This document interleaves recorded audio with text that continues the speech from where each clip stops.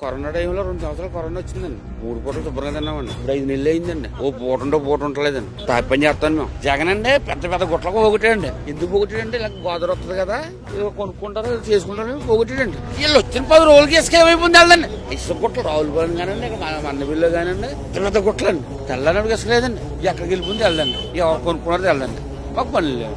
ఇసుక కొనుక్కున్నాడు కూడా కనపడదండి మాకు. మేతులు మేము 3 బ్యాగులు 90 రూపాయలు ఉండదండి. 40 రూపాయలు 145 రూపాయలండి.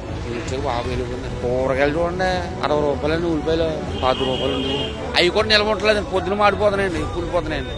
పథకాలు ఏమైనా అమల్లోకి వచ్చినాయి అంటారా? అసలు ఓటు కూడా లేదండి. పింఛను ఓటు వస్తుందండి అలాగే. జగన్ కూడా ఓటు దగ్గరికి ఇచ్చి చూడండి వీళ్ళు ఇస్తున్నాడండి. పింఛను ఓటు అని ఉన్నది ఏమీ లేదండి. అసలు ఎక్కడ వచ్చినాయండి? ఏదండి మనం బుక్ చేసే కదా ఇంకా బుక్ అవుతుంది అంటాడండి. ఒకవేళ బుక్ చేసింది నాకు డబ్బులు పడతాయి కూడా తెలదండి. ఎవరినాడు కూడా తెలదండి మనకు. చాలా అండి ఎవరు చెప్పుకుంటలేదండి. ఎందుకంటే తెలుగుదేశం చేశారు కదండి.